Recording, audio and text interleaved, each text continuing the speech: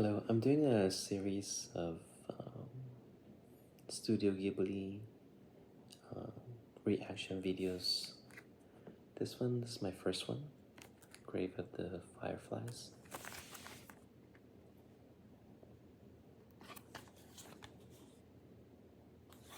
I borrowed from the library and just really enjoyed the movie overall.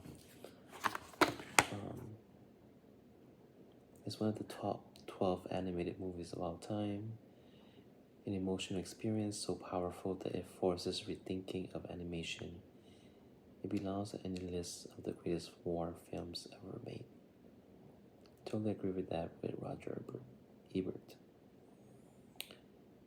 The title's right here. First thing says Orphans of the Firestorm. And I will go into some of the spoilers reaction as I explain the movie. The description is as this empire of the sun, which is Japan, crumbles upon itself and the rain of firebombs falls upon Japan.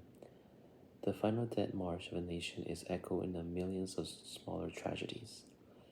This is the story of Seita and his younger sister Setsuko, two children born at the wrong time in the wrong place, and now cast adrift in a world that lacks not the care to shelter them, but simply the resources. Forced to fend for themselves in the aftermath of fires that swept entire nations, entire cities from the face of the earth, their doomed struggle is both a tribute to the human spirit and the stuff of nightmares. Beautiful yet at times brutal and horrifying. Based on the retellings of survivor Nosaka Akiyuki and directed by Iyao Takahata, co-founder with Hayao Miyazaki of Japan's legendary Studio Ghibli. Grave of the Fireflies has been universally hailed as an artistic and emotional tour de force. Now digitally remastered and restored, is one of the rare films that truly deserves to be called a masterpiece.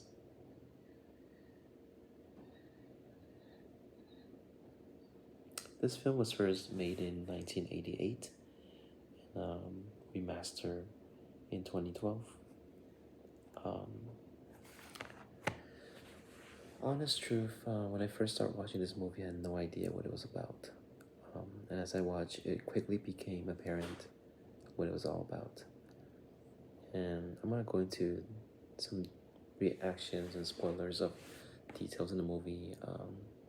So I remember when I first watched the movie, the first impression I got is that it reminded me a lot of Attack on Titans. Just the horrific and graphical violence as the airplanes drop the fire and um, on the villages and just made it such a horrific view. Um, the moment when I saw the mom wrap up and being tossed to the body of dead people, and the juxtaposition of the fireflies. That scene when Setsuko said, why do fireflies die so soon? That line really hit me. It made me think of not just the inhumane nature of war, but overall just the humanity of them too. So with that said, there's a lot I can say about this film, but it also reminded me of Demon Slayer. The relationship between the two siblings, Seita and younger sister Setsuko, was so pure and real, and it's really touching overall. Overall, really enjoyed the film. Uh, one of the best war films I have seen, and I can go on and on about other areas of the movie I really enjoy.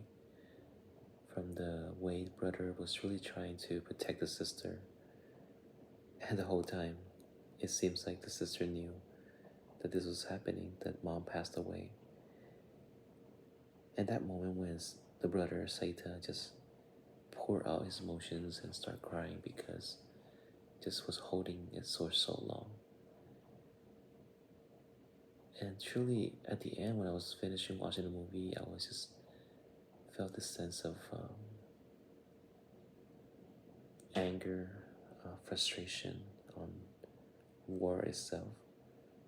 But I also really enjoyed the fact that I got to watch this movie and have this appreciation of this masterpiece. I'm really glad I got to watch this film because it reminded me to just treasure all the little things that we got from family, from just the day-to-day stuff, the food that we have. Ah, those scenes with the food and with the sister being so hungry and oh, it was heavy. It was heavy to watch them. I do truly want my kids to watch it at some point in their lives. It's rated PG, which made me think, yes, I mean it is parental guidance, but some scenes were very heavy for kids to watch. Um, I can see why it's PG. Nevertheless, I do feel like, as I was watching, there were a few scenes that stood out for me. At the end, when you know um, the war was over, there was a contrast between the people who were living in the mountains, a mansion. They were playing a song, and then it scanned towards the little shelter place that Seita and Sasuko were living. And just the contrast of the haves and the have-nots really reminded us once again of what we do have. And universally, it's just really sad when you think about the people that did have food, were not willing to share food. And these two kids were just so hungry.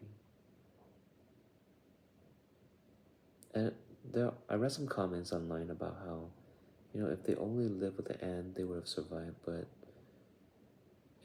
I could kind of understand just how difficult it was to live with the ant. Um,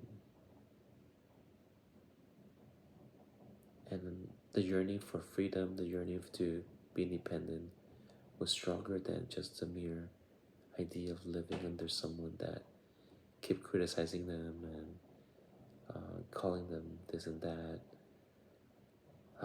That was hard to watch as well. In the beginning, when they start off with the train, and Satan was just lying there, and people just walk by, that scene seemed all too numb. Like people just expected people lying down, and they just pass by. And in modern days, that's the idea of when homeless people are um, are laying around bar station or like um, downtown area, and people just walk past by them without thinking about the humane side of it and recognizing that all of them have a story to tell. The fruit candy was also a very memorable scene, and thinking about how such a small delicacy plays such a big part in the movie for some reason. They really enjoy those moments of eating the candy, how brother was trying to make it sound really yummy, how he tried to cheer her up, the sister up every single time when they were hungry.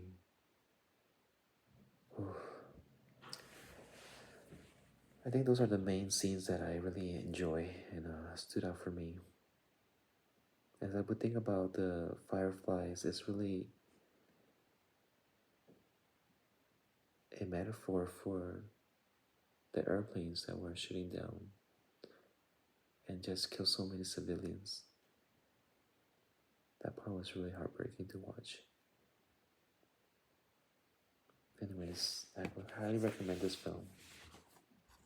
Really enjoy it.